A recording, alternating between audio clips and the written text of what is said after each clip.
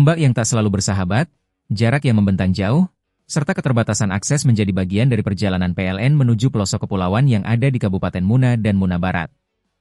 Namun tantangan itu tak pernah menghentikan semangat untuk menyalakan harapan hingga pelosok negeri. Dengan membawa semangat mengabdi, PLN hadir menembus laut, menghadirkan listrik di beberapa sekolah di pulau-pulau yang selama ini hidup dalam gelap.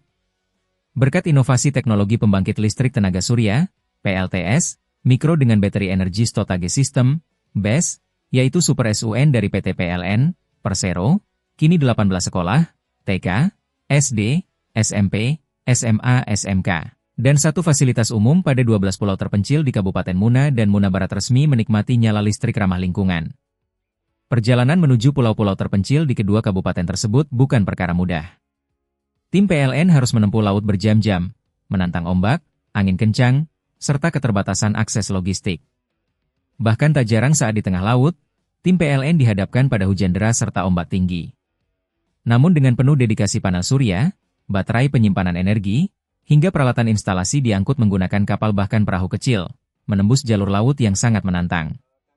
Pada kesempatan yang berbeda, Bupati Muna, Bacrun mengapresiasi setinggi-tingginya kepada PT PLN, Persero, atas komitmen dan kerja nyatanya dalam menghadirkan listrik hingga ke pulau-pulau terpencil di Kepulauan Muna. Ia menjelaskan kehadiran listrik melalui inovasi Super SUN bukan hanya menerangi rumah warga, tetapi juga membuka akses terhadap pendidikan, layanan kesehatan, serta penguatan ekonomi masyarakat. Ini adalah bukti nyata bahwa negara benar-benar hadir hingga ke pelosok.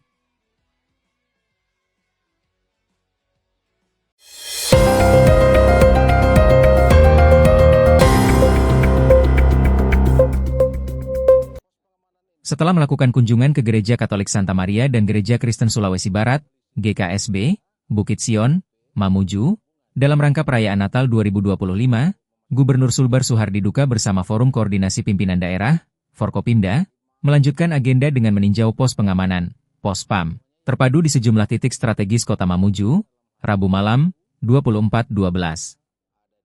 Gubernur Suhardi Duka didampingi Wakil Ketua DPRD Sulbar Suraida Suhardi, Bupati Mamuju Sutina Suhardi, Sekretaris Daerah Sulbar Junda Maulana, unsur Forkopimda, serta sejumlah kepala OPD mengunjungi 3 Pospam, yakni Simpang 3 Polsek Kota, Jalan Poros Mamuju Kaluku, Anjungan Pantai Manakara, dan Terminal Simbuang Mamuju. Gubernur Suhardi Duka menjelaskan, Pospam yang didirikan bersifat terpadu dengan melibatkan unsur TNI, Polri, Satpol PP, Dinas Perhubungan, serta tenaga kesehatan.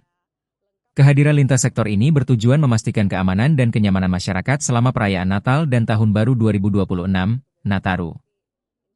Pos pengamanan ini bersifat terpadu. Ada polisi, TNI, Satpol PP, Perhubungan, hingga tenaga kesehatan. Semuanya untuk memastikan aspek keamanan, ketertiban lalu lintas, Kamtipmas, dan layanan kesehatan berjalan optimal, ujar Suhardi Duka.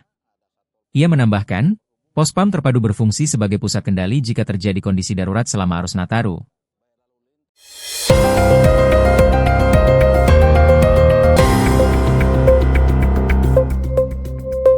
Liverpool bertekad menutup tahun 2025 dengan kemenangan saat menjamu Wolverhampton Wanderers pada laga Boxing Day yang akan digelar di Stadion Anfield. Pertandingan ini menjadi laga terakhir The Reds sepanjang tahun sekaligus hiburan akhir tahun bagi para pendukung setia mereka. Pelatih Liverpool, Arne Slot, menilai laga Boxing Day memiliki makna tersendiri dalam tradisi sepak bola Inggris, terlebih karena dimainkan di hadapan publik Anfield. Saya tahu betapa istimewanya tradisi sepak bola di waktu ini di Inggris. Merupakan suatu kehormatan bisa bermain di depan pendukung kami sendiri, apalagi ini menjadi kesempatan terakhir bersama mereka pada tahun 2025, ujar Slot, dikutip dari laman resmi klub. Pertandingan melawan Wolves yang digelar tepat setelah perayaan Natal diharapkan menjadi momen spesial bagi para supporter. Slot pun ingin mempersembahkan kemenangan sebagai kado Natal sekaligus penutup tahun yang manis.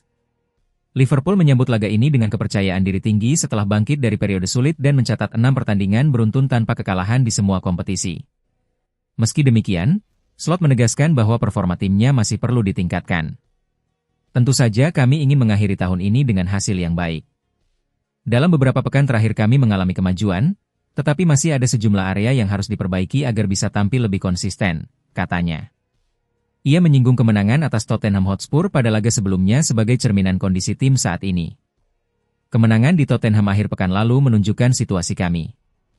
Saya senang dengan 3 poin, tetapi ada bagian permainan yang masih belum memuaskan, tambah pelatih asal Belanda tersebut. Saat ini, Liverpool menempati peringkat kelima klasemen Liga Inggris dengan koleksi 29 poin, sama dengan Chelsea yang berada satu tingkat di atasnya. Kemenangan atas Wolverhampton berpeluang mengangkat posisi The Reds sekaligus menutup tahun 2025 dengan catatan positif.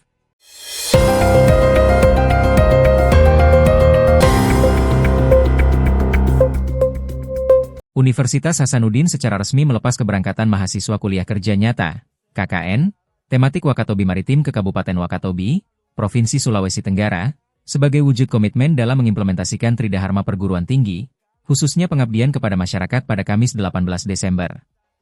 Pelepasan berlangsung dilaksanakan di Pelabuhan Soekarno-Hatta, Makassar, dan dilepas langsung oleh Kepala Subdirektorat Pendidikan Berbasis Pengabdian kepada Masyarakat, PBPM, Unhas, Syarifuddin Mabe Parenreng. Sebanyak 36 mahasiswa diterjunkan dalam program KKN tematik Wakatobi Maritim, yang terdiri atas 12 mahasiswa laki-laki dan 24 mahasiswa perempuan. Seluruh peserta akan didampingi oleh dosen pendamping kegiatan, DPK, Dr. Nurul Najmi untuk memastikan tercapainya tujuan akademik dan pengabdian. Syarifuddin Mabe Parenreng menjelaskan, KKN tematik Wakatobi Maritim merupakan tindak lanjut dari permintaan resmi pemerintah Kabupaten Wakatobi kepada Unhas. Permintaan tersebut menjadi dasar penetapan lokasi pengabdian mahasiswa, sejalan dengan kebijakan Unhas yang menerapkan sistem penempatan KKN berbasis kebutuhan mitra. Pendekatan berbasis permintaan mitra ini memungkinkan program KKN disusun secara lebih terarah dan relevan dengan kondisi real di lapangan. Dengan demikian, kegiatan pengabdian mahasiswa tidak hanya bersifat akademik, tetapi juga mampu memberikan kontribusi nyata terhadap pembangunan daerah. Unhas menyambut baik permintaan dari pemerintah Kabupaten Wakatobi sebagai bagian dari komitmen kampus dalam menghadirkan pengabdian yang berdampak luas. Unhas senantiasa terbuka terhadap permintaan pengabdian dari berbagai mitra dan institusi, baik di tingkat lokal, nasional, maupun internasional, selama bertujuan untuk kepentingan masyarakat dan pembangunan bangsa, jelas Syarifuddin.